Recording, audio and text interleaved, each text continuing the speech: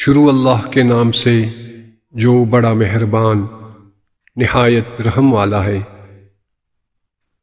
ابن عباس نے کہا کہ پیغمبر اکرم صلی اللہ علیہ وآلہ وسلم نے فرمایا، اگر اولاد میں سے کوئی بھی اپنے والدین کی طرف محبت کی نگاہ سے دیکھے تو ہر نظر کے بدلے مقبول حج کے برابر ثواب ہے۔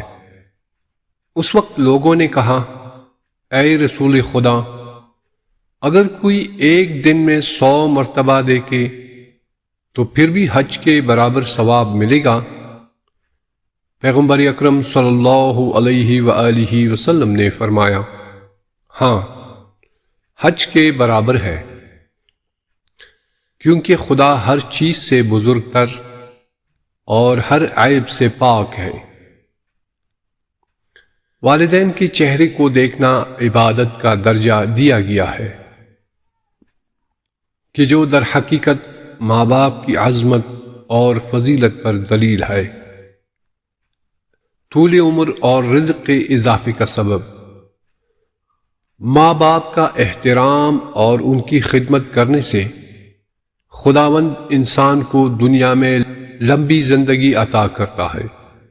آن حضرت صلی اللہ علیہ وآلہ وسلم نے فرمایا، اگر کوئی شخص لمبی زندگی اور رزق میں اضافے کا خواہاں ہو تو اسے چاہیے کہ والدین کے ساتھ اچھا سلوک کرے اور ہمیشہ ان سے تعلق برقرار رکھے، چونکہ ان سے نیک رفتاری اور اچھا سلوک کرنا اطاعت الہی کے مصادیق میں سے ایک ہے۔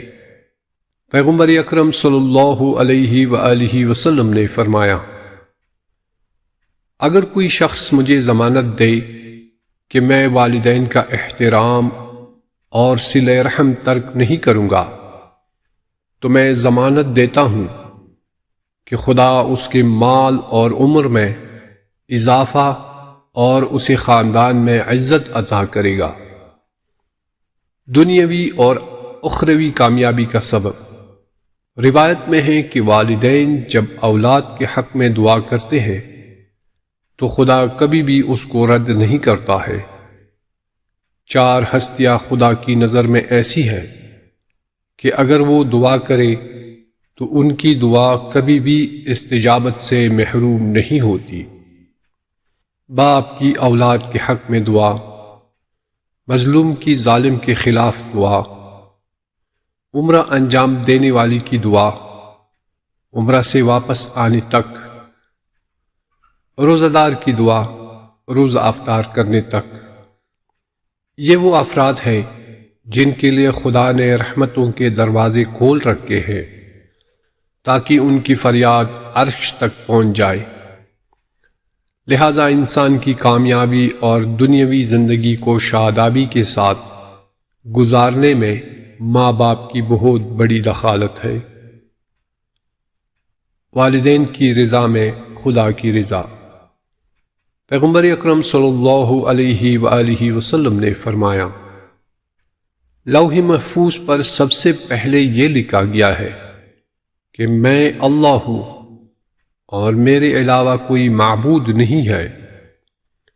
اگر کسی پر اس کے ماں باپ خوش ہوں تو میں بھی اس پر خوش ہوں، لیکن اگر کسی پر اس کے والدین ناراض ہوں تو میں بھی اس سے ناراض ہوں۔